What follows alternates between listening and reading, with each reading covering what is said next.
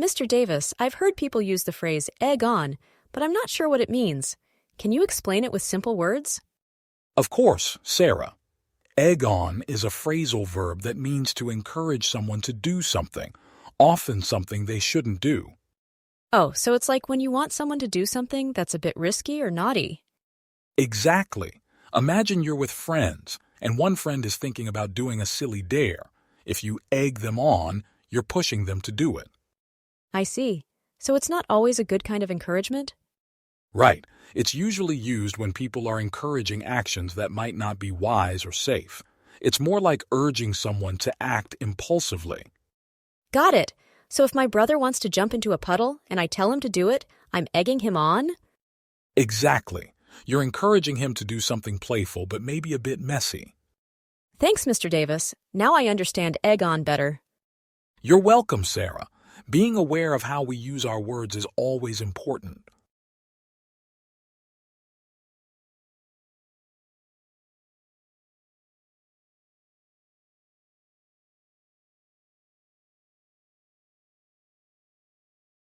Sarah, imagine you suddenly found out about a free concert of your favorite band happening tonight. What would you do? I definitely want to go, Mr. Davis. That's the perfect reaction. You would jump at the chance to attend. Do you know what jump at means in this context? Not really. Does it mean being really excited about something? Exactly. To jump at something means to eagerly accept an opportunity. Think of it like literally jumping towards a chance you don't want to miss. So, if I hear about a fun event and I quickly decide to go, I'm jumping at the opportunity? Precisely. It's about seizing the chance without hesitation. Can you think of another situation where you might jump at a chance? Maybe if there's a surprise opportunity to travel somewhere cool, I definitely jump at that. Perfect example, Sarah. Great understanding. Remember, jump at conveys eagerness and quick action.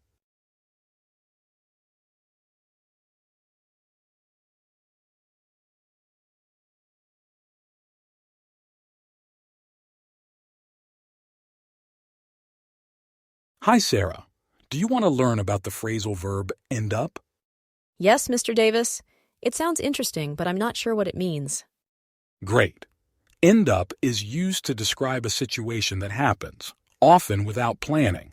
For example, if you go for a walk and accidentally take a new path, you might end up at a different place. So, it's like when something happens unexpectedly? Exactly. Let's say you plan to study at home, but your friends invite you out. If you join them, you end up going out instead. Got it. It's about the final situation? Yes, that's right. It shows the result of actions, sometimes without deliberate planning. Can you use it with people's life choices too? Absolutely. Someone might say they ended up becoming a teacher, meaning it wasn't their original plan, but it happened. Thanks, Mr. Davis. That makes it simple to understand. You're welcome, Sarah. Keep practicing and it'll be easier to use.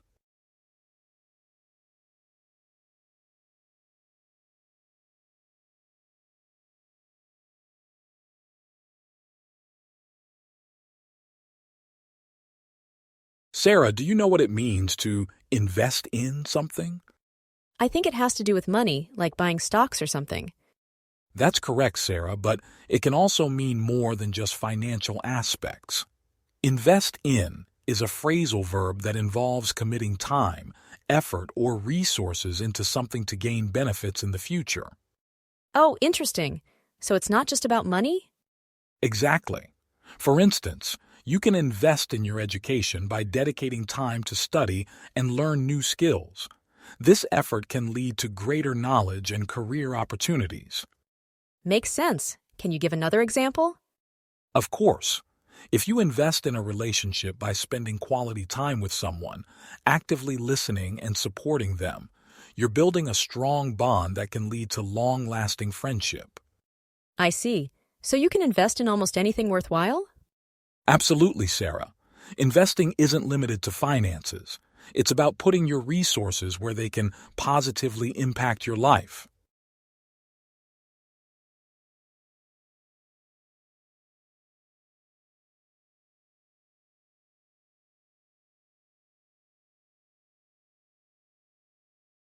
Sarah, have you ever been in a situation where you just couldn't wait your turn and had to speak up? Oh, definitely, sometimes in class discussions. That's a great example. When you feel eager to contribute and you dive right in, we use the phrasal verb jump in. So, if I'm sharing my thoughts without waiting, I'm jumping in? Exactly. It's like when you're at a pool and you can't resist leaping into the water.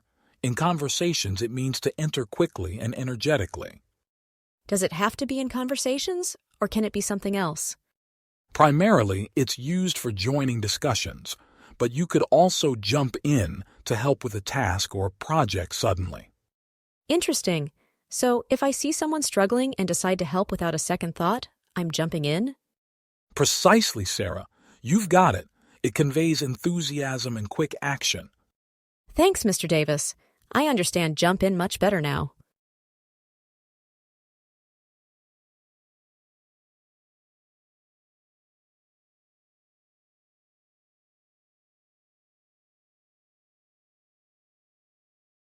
Mr. Davis, I've been hearing the phrase enter into a lot, but I'm not sure what it means. Can you explain it easily? Of course, Sarah. Enter into is a phrasal verb that means to start or become involved in something, like an agreement or discussion. Oh, so it's like starting something new? Exactly. For example, if two companies enter into a contract, it means they've agreed to start working together based on specific terms. That makes sense. So it's more formal than just starting, right? That's right. Enter into is often used in formal or legal contexts, like enter into negotiations means beginning formal discussions to reach a decision. I see. Could it be used for personal things too? Yes, definitely. If someone enters into a relationship, it means they begin a serious personal involvement. Thanks, Mr. Davis. Now I get how enter into is used. You're welcome, Sarah. Keep asking questions to learn more.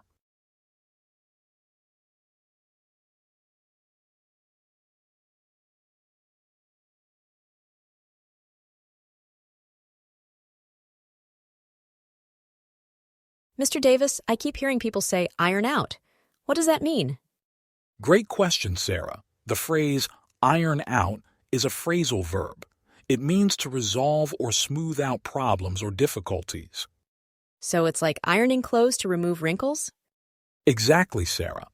Just like ironing removes wrinkles from fabric, ironing out issues means making things clearer or solving complications. Can it be used for personal issues and work-related problems? Absolutely. Whether it's a project detail at work or a disagreement with a friend, you can iron out the issues in both situations. Interesting. So if I have a problem with a classmate, I can say, let's iron out our differences. Yes, that's a perfect example. It implies working together to find a solution. Thanks, Mr. Davis. Now I see how useful iron out can be. You're welcome, Sarah. It's a handy expression for many situations.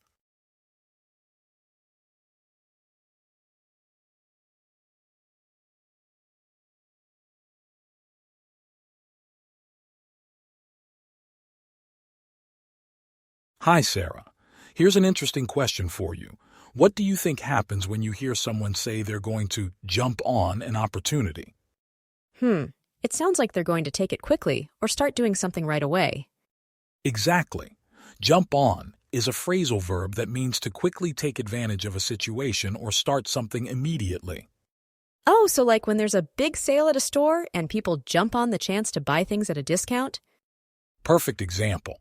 Yes, they're taking action quickly to not miss out. Are there other situations where you can use jump on? Absolutely. If your teacher offers extra credit, you might jump on that work to boost your grade. I get it now. It's about acting promptly when a good chance comes up.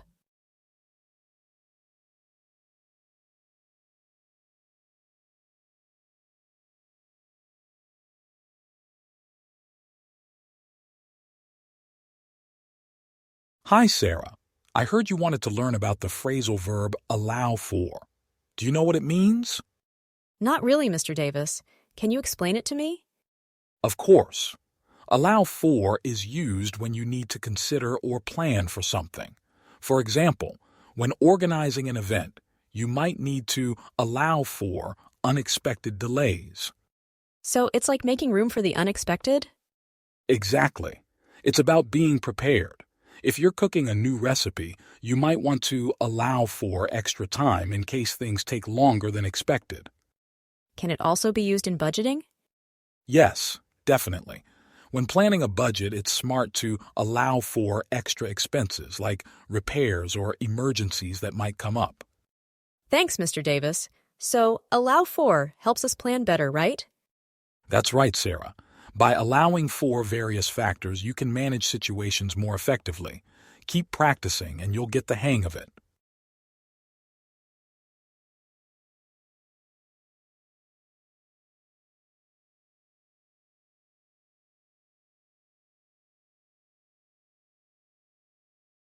Hi, Sarah. Today let's talk about the phrasal verb even out. Do you know what it means? Hi, Mr. Davis. I'm not exactly sure what even out means. Could you explain it to me? Of course. Even out means to make something level or balanced. Imagine you're spreading jam on toast. What do you do to make sure it's not lumpy? I spread it so it covers the toast evenly, right? Exactly. That's like evening out the jam. It's all about making sure things are spread equally. So, can even out be used in other situations, like with numbers? Yes. For example, if you have a week where you work too much one day and less on another, you can even out the hours by spreading your work more evenly throughout the week. I think I understand. It's like making sure things are fair and balanced. Exactly. It's all about balance. Keep practicing these concepts and they'll become second nature. Thank you so much, Mr. Davis. That makes it much clearer.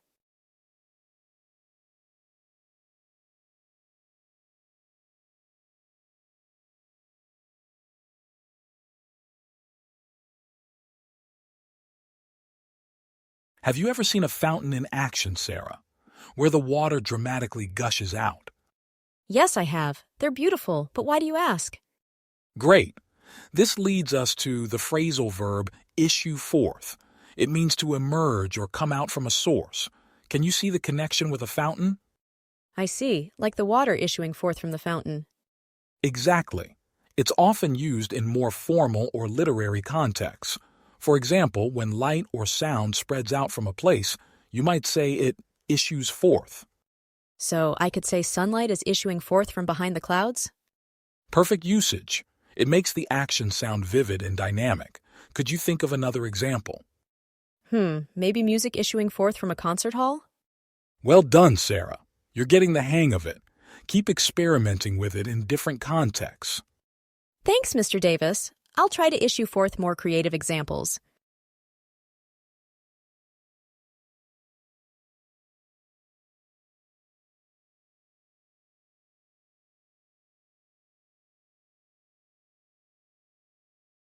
Sarah, have you ever looked at a picture and immediately noticed one thing before anything else? Yes, that happens a lot, like when something is really bright or different. Exactly. That's similar to what the phrasal verb jump out at means. It describes something that catches your attention immediately. So it's like when something in a crowd stands out to you right away? Precisely. Imagine you're looking at a page of text and one word is highlighted. The highlighted word jumps out at you because it draws your attention. Oh, so it doesn't involve actual jumping? Correct. It's just a way to describe something being very noticeable, like a bold or striking element in art or music. Got it. So if a color in a painting is really bright, it could jump out at me? Exactly, Sarah. You've grasped it well. Use it to describe anything that's immediately eye-catching.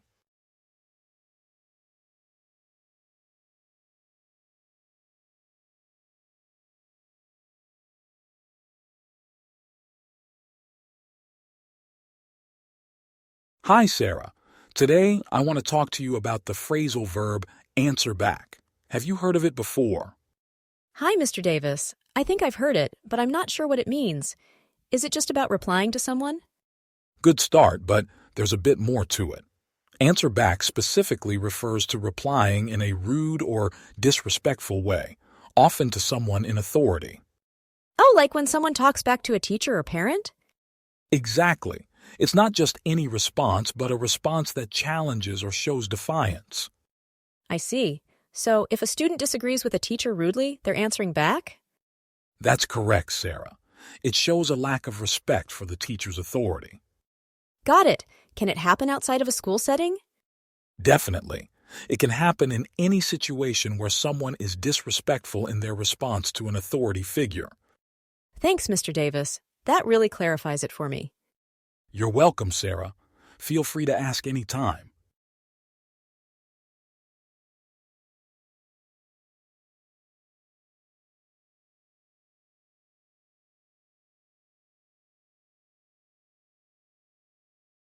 Mr. Davis, can you explain the phrasal verb eye up to me in a really easy way?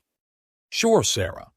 Eye up means to look at something or someone with interest or attention, especially in a careful or evaluative way. Oh, so it's like when you're checking something out closely? Exactly. For example, if you're shopping and see a jacket you like, you might eye up the jacket to decide if you want to buy it. So it's not just about people, but things too? Yes, you can eye up both people and objects. It's about observing with focus. What about when someone eyes up a person? Does it have a specific meaning? It often means they're assessing the person, maybe noticing their appearance or trying to guess something about them. Thanks, Mr. Davis. Now I get it. It's all about paying close attention. You got it, Sarah. Keep practicing, and soon you'll be using it naturally.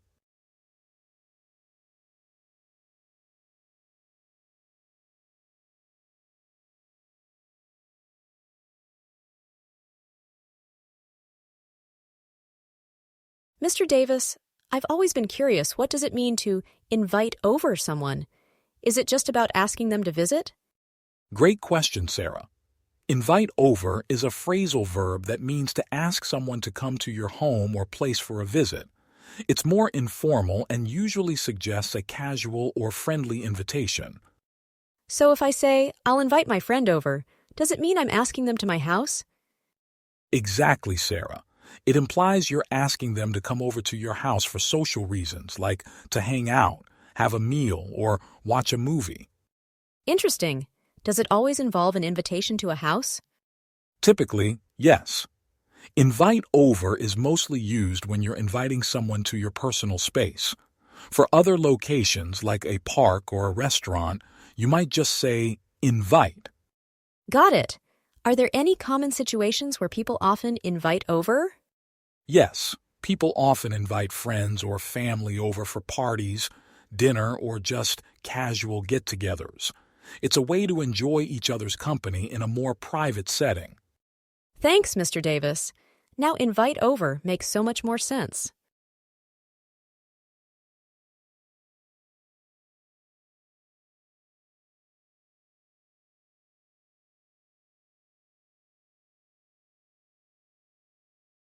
Sarah, have you ever tried to jump over a puddle on a rainy day? Yes, I have. It's fun, but tricky to not get my shoes wet. Exactly. The phrase jump over is used when you leap from one side to the other side of something, like a puddle, without touching it. Oh, I see. So it means to move over something by jumping? Yes, that's right. Imagine a little dog that sees a small fence and wants to cross to the other side. It might jump over the fence. Got it. So when I leap over a low wall, that's also jump over? Correct. It means you're clearing an obstacle without touching it, using a jump. Is it the same for other things, like jumping over a pile of books? Absolutely, Sarah. Whether it's a puddle, a fence, or books, if you're leaping to one side to the other, you're jumping over it. Thanks, Mr. Davis. I can picture it now.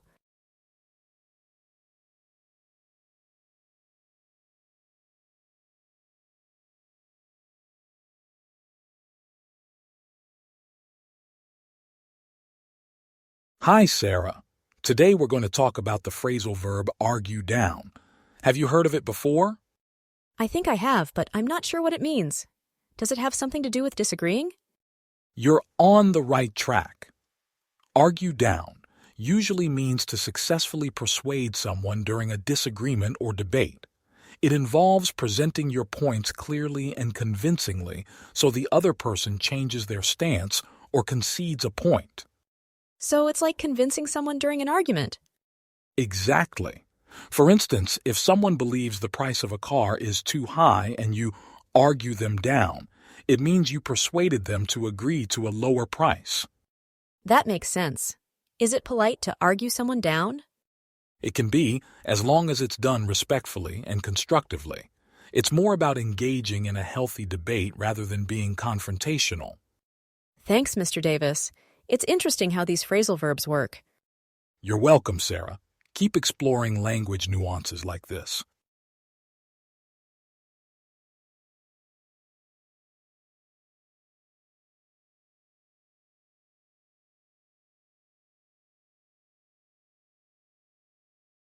Sarah, have you ever thought about how language reflects our social behavior, like the phrase invite out? I haven't, Mr. Davis. What does invite out mean? Great question.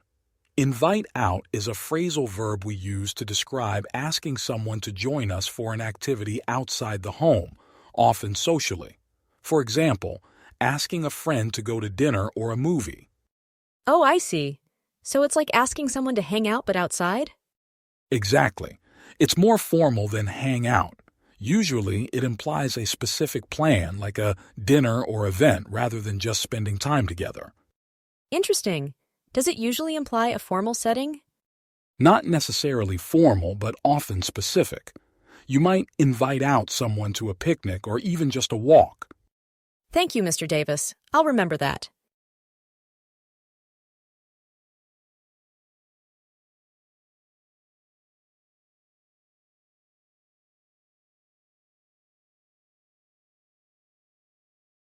Hi, Sarah. Today you want to learn about the phrasal verb argue out. Do you know what it means? Not really, Mr. Davis. I've never heard of it before. Can you explain? Of course. Argue out means to discuss something thoroughly and persistently in order to resolve a disagreement or reach a decision. It's when two or more parties talk about different viewpoints until they find a common ground. So, it's like reaching an agreement after discussing both sides? Exactly.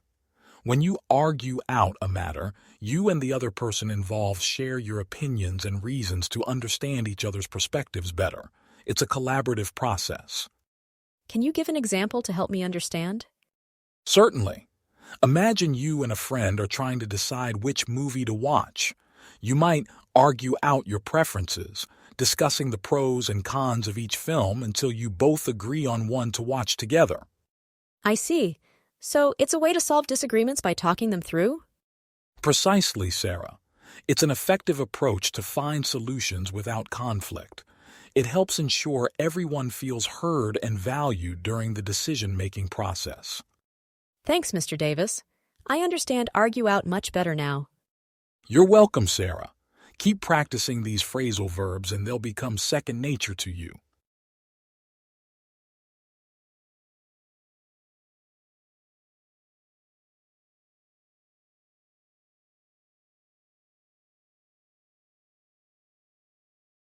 Hi, Sarah.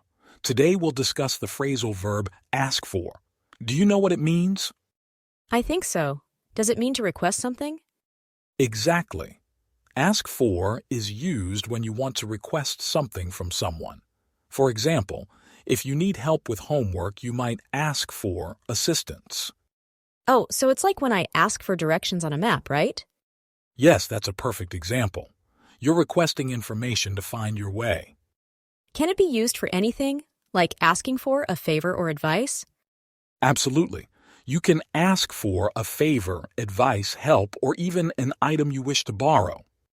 So if I'm unsure and need clarity, I can ask for an explanation? Precisely. Using ask for is a polite way to make requests in various situations. Thanks, Mr. Davis. It's clearer now. You're welcome, Sarah. Keep practicing to make it second nature.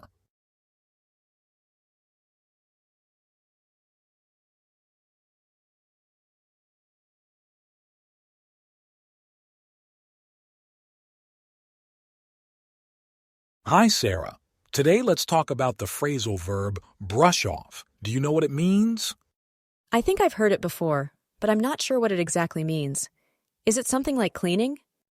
Good guess. Literally, brush off can mean removing something with a brush or your hand, like brushing off dust from a surface, but it also has a figurative meaning. What's the figurative meaning?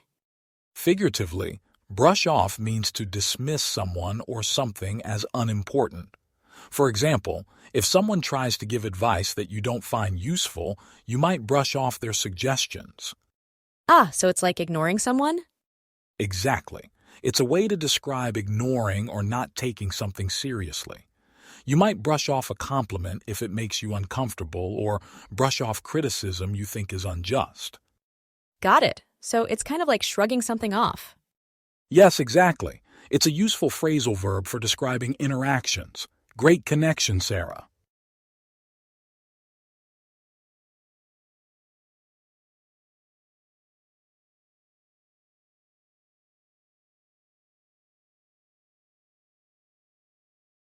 Mr. Davis, can you explain the phrasal verb flyby?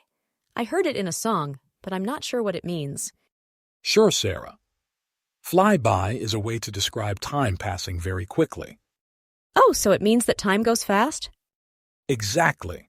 Imagine you're having a lot of fun and suddenly you realize hours have passed. You might say, "Wow, the time really flew by." Got it. So when I'm enjoying myself, I can say time flies by? Yes, that's a perfect use. It's often used to describe enjoyable moments or when you're busy. Can I say it for any situation, even if I'm not having fun? Yes, you can. If you're busy at work or doing a task and time seems to pass quickly, you can also say time flies by. That makes sense. So it's mainly about how time feels? Right. It's all about the perception of time moving fast. Thanks, Mr. Davis. Now I understand flyby much better. You're welcome, Sarah. Keep practicing.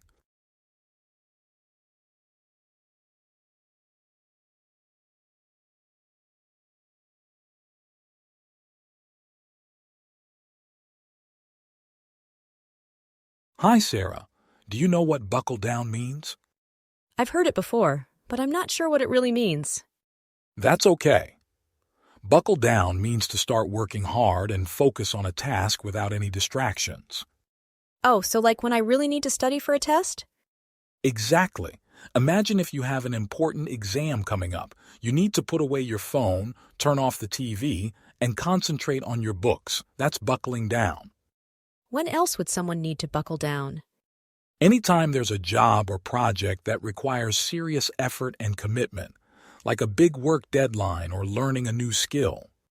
Is it the same as working hard? Yes, but it usually means starting to work hard after maybe putting it off. It's taking action seriously. Got it. So when I have a big assignment, I should just buckle down and get it done. Exactly, Sarah. Buckling down helps you achieve your goals.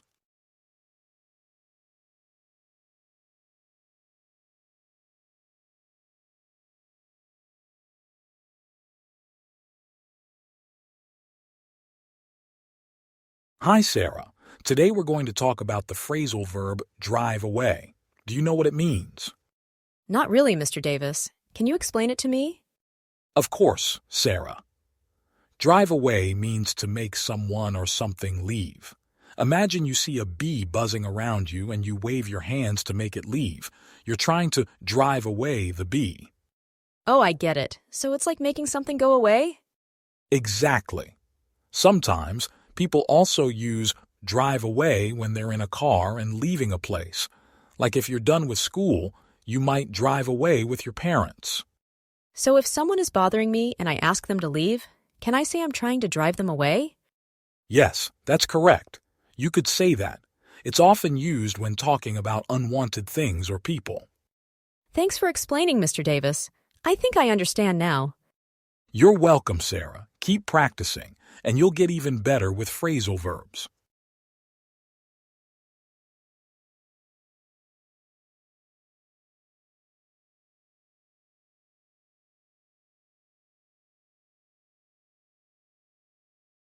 Hi, Sarah. Today, let's talk about the phrasal verb focus on. Do you know what it means? Not really, Mr. Davis. Can you explain it with simple words? Sure. Focus on means to pay close attention to something. It's when you give all your thoughts or energy to one thing. So, like when I'm doing my homework and not thinking about anything else? Exactly. When you work on your homework and nothing else distracts you, you're focusing on it. Can I use focus on when I'm trying to learn something new? Yes, you can. For example, you need to focus on your lessons to understand them better. I see. Is it the same as concentrate? Yes, it's very similar. Both focus on and concentrate mean giving your full attention to something. Thanks, Mr. Davis. Now I know how to use focus on. You're welcome, Sarah. Keep practicing using it in sentences.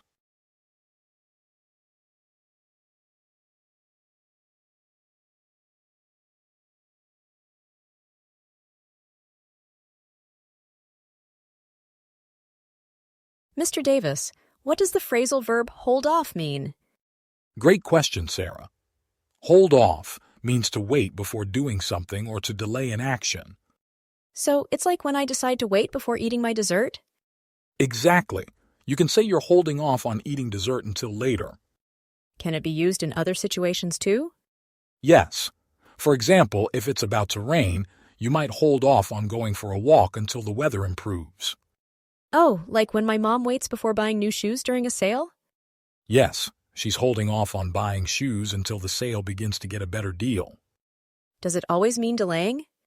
Mostly, but it can also mean to keep something away, like holding off bugs with a spray. I see. So it helps in making decisions too? Definitely. Holding off can give you time to think and make better choices. Thanks, Mr. Davis. Now I understand hold off much better.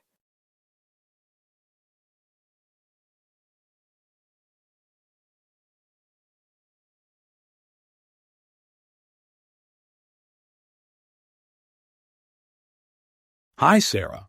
Today let's talk about the phrasal verb burnout. Have you heard of it before? I think I've heard it, but I'm not sure what it means exactly. Can you explain it using simple words? Certainly. When someone says they burn out, it means they've been working too much or doing something for too long, and now they're very tired and can't keep doing it. Oh, so it's like when you're exhausted from studying all night for exams? Exactly, Sarah. When you study too long without breaks, you might feel burnt out. It's more about feeling mentally or emotionally tired, not just physically. Does it mean feeling like you don't want to keep doing something anymore? Yes, that's part of it. People can burn out on things they usually enjoy, like hobbies or jobs, if they don't rest enough. Got it. So, burnout is a warning sign to take a break and recharge? Perfectly put, Sarah. Taking breaks can help prevent burnout.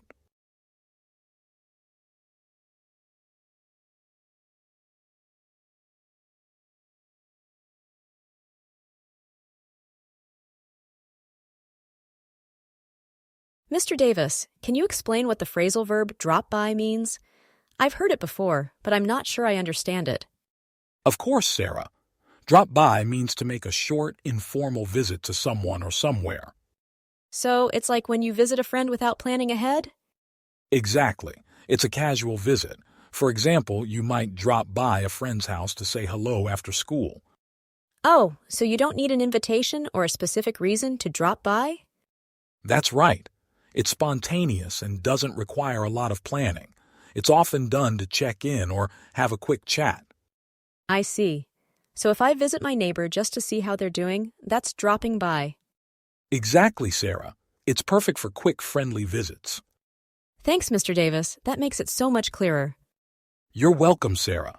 You can try using drop by in your conversations to make your language more natural.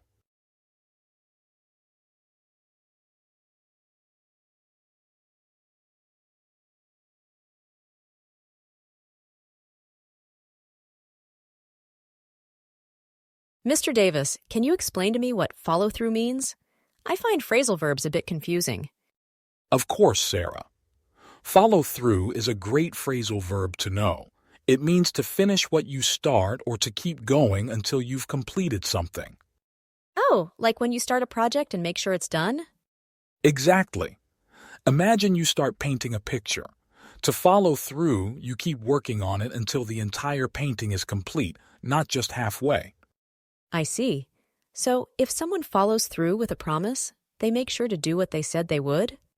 That's correct. It's about being reliable and seeing things through to the end. And it's used outside of promises, right? Like in sports? Definitely. In sports like tennis or golf, follow through is part of the action to ensure a good swing or shot. Thanks, Mr. Davis. I understand follow through much better now. You're welcome, Sarah. Remember, following through shows commitment. Keep it up.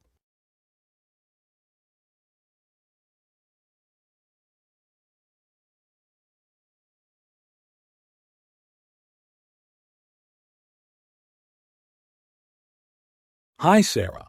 Today, let's talk about the phrasal verb give away. Do you know what it means? Hi, Mr. Davis. I think it means to give something for free? Exactly. Give away means to provide something to someone without expecting any payment. For example, if you have toys you no longer use, you might give them away to charity. Oh, like donating? Yes, donating is a type of giving away, but it can also mean revealing something, like a secret. If you accidentally tell someone a surprise party's happening, you've given it away. So, it's like sharing without wanting anything in return? Precisely, Sarah. It's about generosity or sometimes about accidentally revealing information. That makes sense. Can it be used in other ways? Mainly in those two contexts, giving free items and revealing information. Keep practicing and you'll master it. Thanks, Mr. Davis. That was super helpful.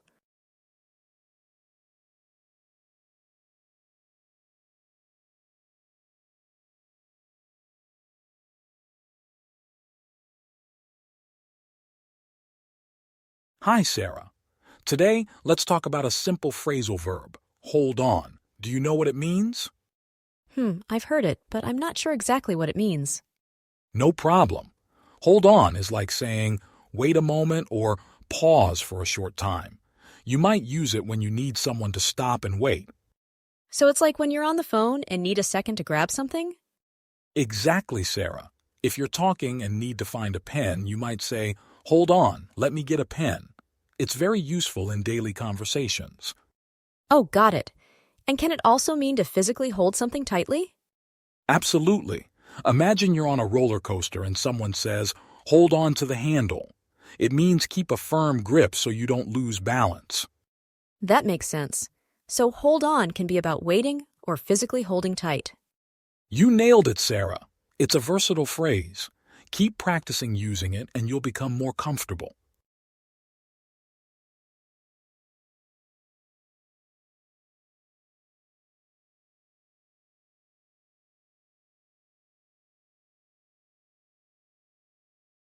Hi, Sarah. Today let's talk about the phrasal verb butt in. Do you know what it means? I'm not sure. Is it related to interrupting someone? Exactly, Sarah.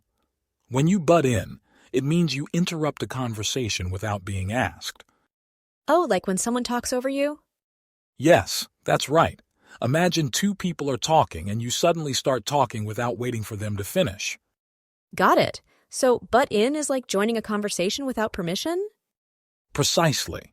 It's often seen as rude because it disrupts the flow of the conversation. That makes sense. Is butt in different from just interrupting? Not really. Butt in is just a casual way of saying it. It's more informal. I see. Thanks for explaining it, Mr. Davis. You're welcome, Sarah. Remember, it's always best to wait for a pause before jumping in.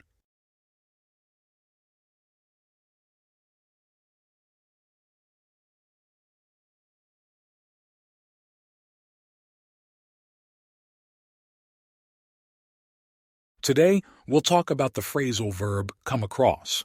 Have you heard it before? I think so, but I'm not sure what it means. Can you explain it to me?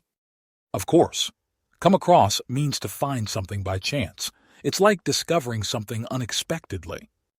Oh, so if I'm walking and I find a book on the street, did I come across it? Exactly. You didn't plan to find the book, it just happened unexpectedly. That makes sense. Can come across also apply to meeting people? Yes, it can. If you meet someone by chance, like seeing an old friend at the store, you came across them. Got it. So it's like a surprise meeting? Precisely. It's about surprises or accidental discoveries. Keep that in mind and you'll remember it easily. Thanks, Mr. Davis. I understand come across much better now. You're welcome, Sarah. Keep practicing and you'll master phrasal verbs in no time.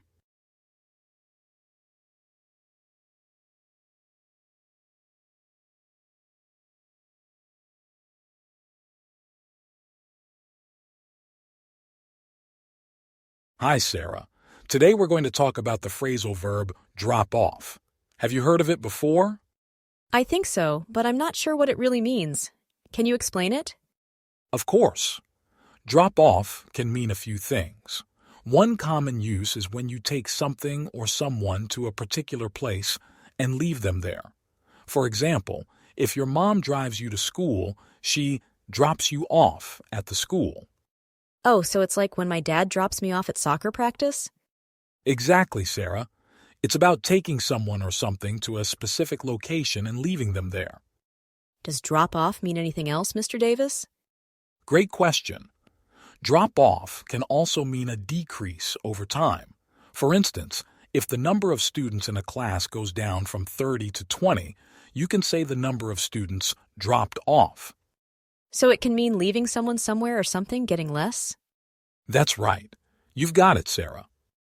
Thanks, Mr. Davis. Now I understand drop off much better.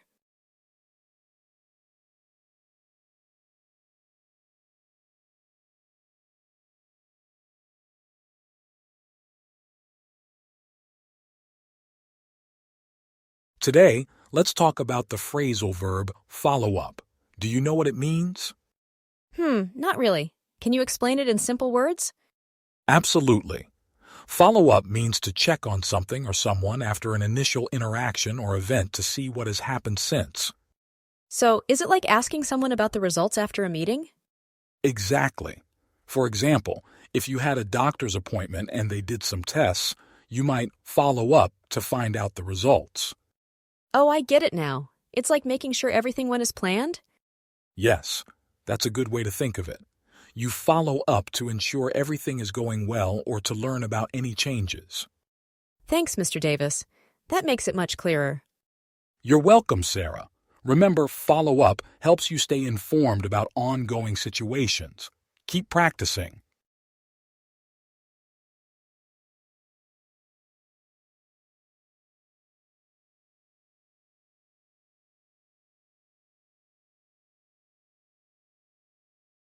Mr. Davis, I'm curious about the phrasal verb give back. Can you explain it in an easy way? Absolutely, Sarah. Give back means to return something to its owner. It's like when you borrow a book from a friend, and after reading it, you give it back to them. Oh, that makes sense.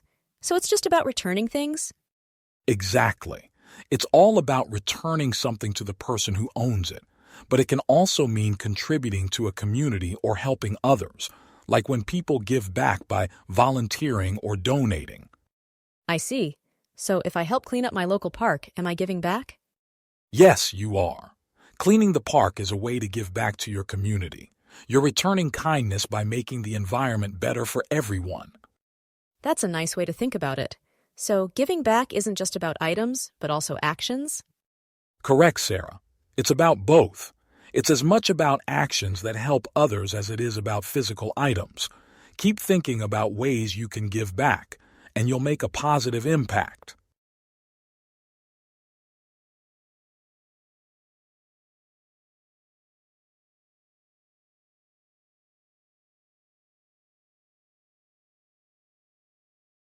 Mr. Davis, I came across a phrasal verb, hold out.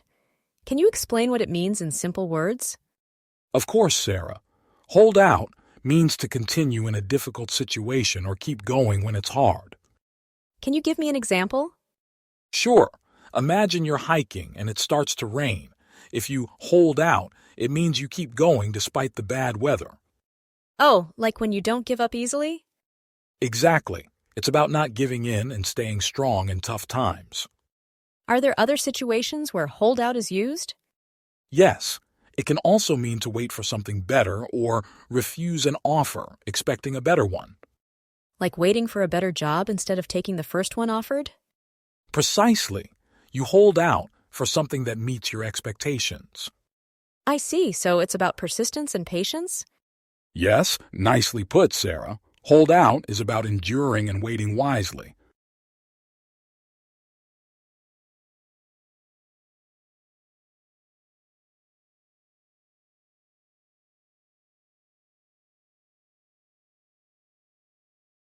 Hi, Sarah. Today let's talk about a fun phrasal verb, butter up. Do you know what it means? I'm not sure. It sounds like cooking, maybe putting butter on something? Good guess. But in this case, butter up means something different. It's when you try to make someone like you by being extra nice to them. Oh, like giving compliments to get on their good side? Exactly. For example, if you want your teacher to be in a good mood before an assignment is due, you might butter them up by saying how great their class is.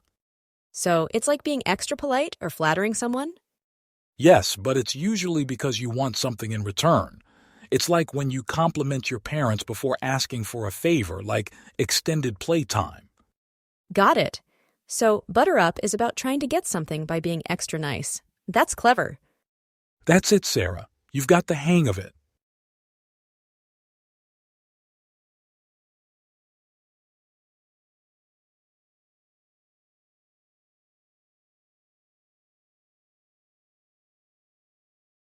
Today, let's talk about the phrasal verb come along. Have you heard it before? I think so, but I'm not sure what it means. Can you explain it? Of course. Come along can have different meanings, but most commonly, it means to join someone or to go somewhere with them. Oh, like when you invite someone to come with you somewhere? Exactly. For example, if I say, we're going to the park, would you like to come along? It means, would you like to join us? That makes sense. Are there any other meanings? Yes. It can also mean to progress or improve. If someone is learning to play the piano and they're getting better, you might say, your skills are really coming along. So it can mean joining or making progress. Got it. Perfect understanding, Sarah. Keep practicing and using it in different sentences. Thanks, Mr. Davis. I'll try to use come along more often now. You're doing great, Sarah. Keep it up.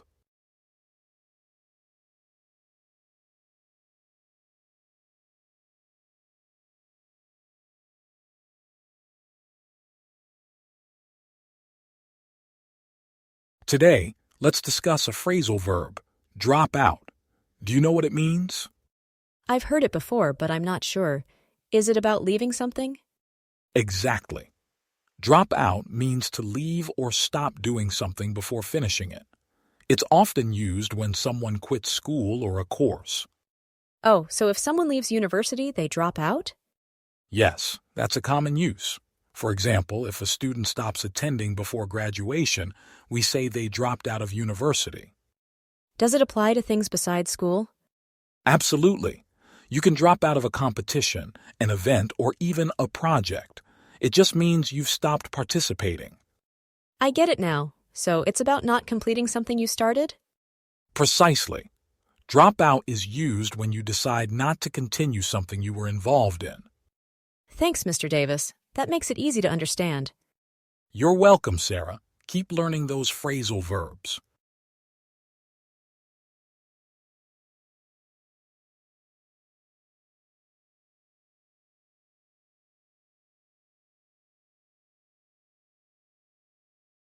Mr. Davis, I've heard people use the term freak out, but I'm not sure what it means. Can you explain it simply? Of course, Sarah. When someone freaks out, it means they suddenly become very upset or extremely scared. So it's like when someone gets really scared or panics about something? Exactly. Imagine you see a big spider and it surprises you. You might freak out by yelling or jumping back. Oh, I get it. So it's more about having a strong reaction to something unexpected, right? Yes, that's perfect. It can be a reaction to fear, shock, or even excitement. What about excitement? How does that work? Good question. If you hear your favorite singer is coming to town, you might freak out with joy. That makes sense. So freak out can be both negative and positive? Exactly, Sarah. It's all about having a strong emotional reaction, whether good or bad. Thanks, Mr. Davis. That really helped me understand.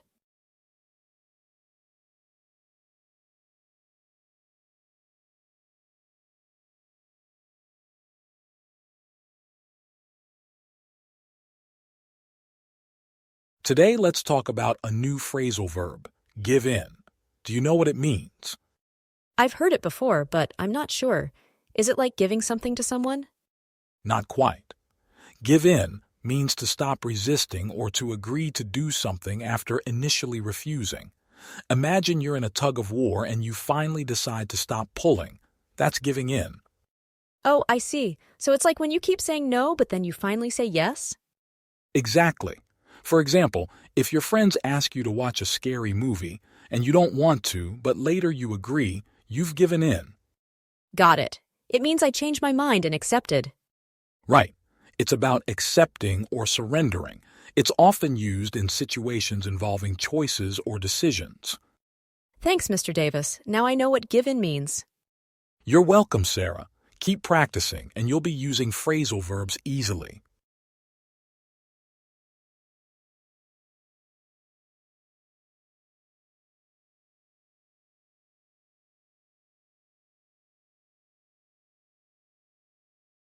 Mr. Davis, can you help me understand the phrasal verb hold up? Of course, Sarah. Hold up can have a few meanings, but let's start with the most common one. It often means to delay something. Like when you're late because of traffic, right? Exactly. If traffic slows you down, you might say, I was held up by traffic. Got it. What else can hold up mean? It can also mean to physically support or lift something, like when a pillar holds up a roof. So, it's like supporting or carrying the weight of something? Yes, that's right. And another use is when something withstands a challenge. For instance, if a bridge remains strong during a storm, you could say, the bridge held up well. Wow, it really has different meanings based on context. Absolutely, and understanding context helps you know which meaning fits. Practice using it, and it'll become clear. Thanks, Mr. Davis. That really helps.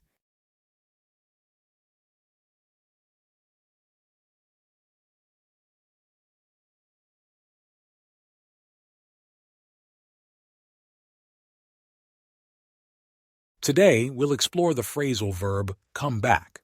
Do you know what it means? I might have an idea, but I'm not sure. No problem. Come back is used when someone returns to a place they were before. For example, if you leave home and then return later, you come back home. Oh, like when I go out to play and then come back home for dinner? Exactly, Sarah. It's as simple as that. Come back can be about returning to any place, not just home. Can it also mean when something happens again? Yes, great observation. If a trend or style becomes popular again, like fashion from the past, we can say it comes back. So, people can come back, and things can come back too? That's right, you've got it. It's used both for people returning and events or trends happening again. Thanks, Mr. Davis. I think I understand come back now. You're welcome, Sarah. Keep practicing with these phrasal verbs.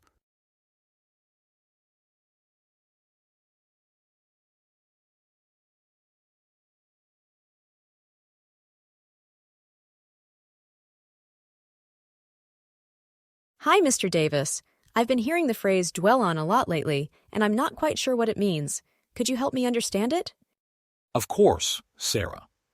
Dwell on is a phrasal verb we use when someone thinks or talks a lot about something, especially something unpleasant. Oh, like when someone keeps thinking about a mistake they made? Exactly. If you made a mistake and can't stop thinking about it, you might be dwelling on it. It's like your mind stays stuck on that one thing. I see.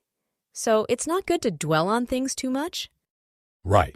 Dwelling on negative things can make you feel stuck and unhappy. It's better to learn from it and move on. That makes sense. So if my friend keeps talking about a problem, she's dwelling on it? Yes, she is. You could encourage her to focus on solving the issue instead. Thanks for explaining, Mr. Davis. You're welcome, Sarah. Remember, understanding new words can help you express yourself better.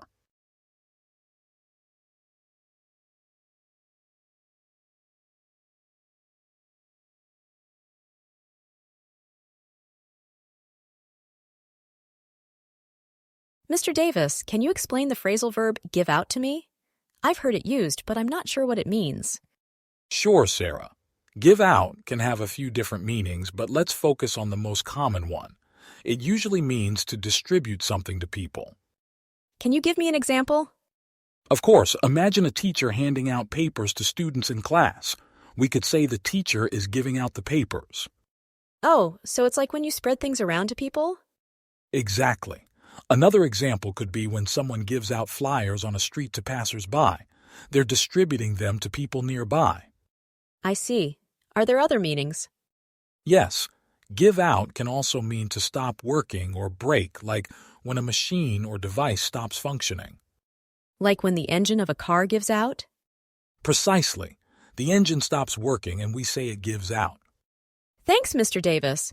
Now I understand how to use give out. You're welcome, Sarah. Keep practicing and asking questions.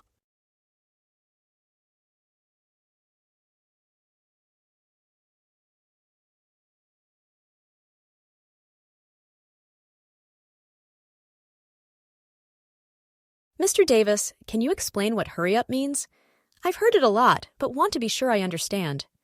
Certainly, Sarah. Hurry up is a phrasal verb we use when we want someone to do something more quickly. It's a way to ask someone to speed up their actions.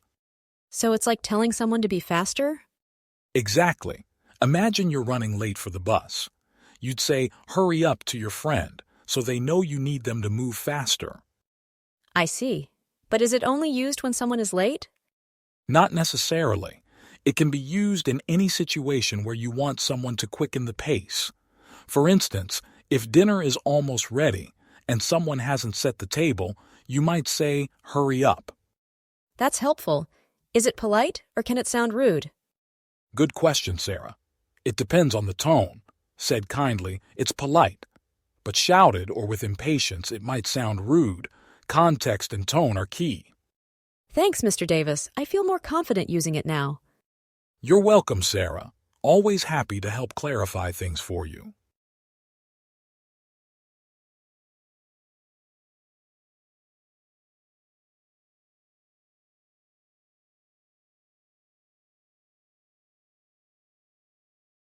Hi, Sarah. Today, we're going to learn about the phrasal verb come down with. Have you heard it before? I think so, but I'm not sure what it means. Can you explain? Of course. Come down with is used when someone starts to feel sick or gets an illness. It's like catching a cold or flu. Oh, so if I say, I came down with a cold, it means I got sick with a cold?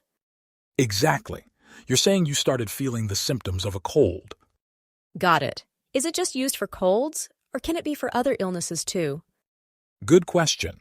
You can use it for many different illnesses like the flu, a fever, or even more serious ones. For example, she came down with the flu. That makes sense. It's like you're explaining how you started feeling unwell. Yes, you're catching on quickly. It's used to express the beginning of getting sick. Thanks, Mr. Davis. Now I understand how to use come down with.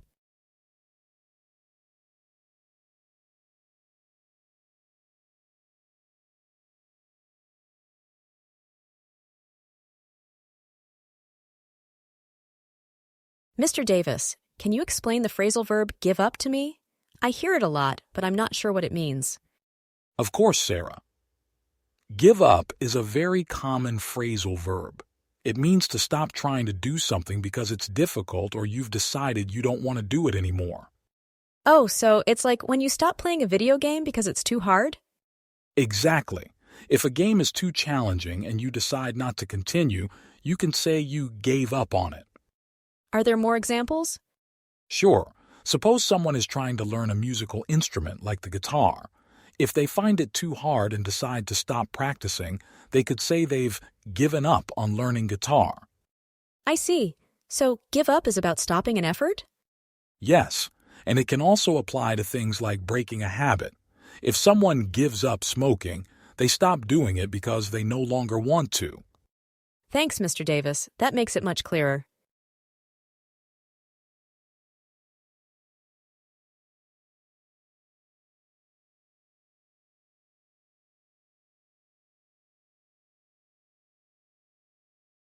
Today, I want to explain a useful phrasal verb, come up with. Do you know what it means? Not exactly. I've heard it, but I'm not sure what it means. No worries. Come up with means to think of or create an idea or solution. For example, if you need to solve a problem, you might need to come up with an answer. Ah, so it's like when I have to think of ideas for my art projects? Exactly. When you think of something new for your project, you're coming up with an idea. It's about using your creativity and thinking skills. Got it. So if I come up with a new idea for a painting, it means I thought of it myself? That's right, Sarah. It often involves brainstorming or coming up with concepts that didn't exist before. Thanks, Mr. Davis. That makes it much clearer. You're welcome, Sarah. Keep practicing, and soon you'll come up with amazing ideas all the time.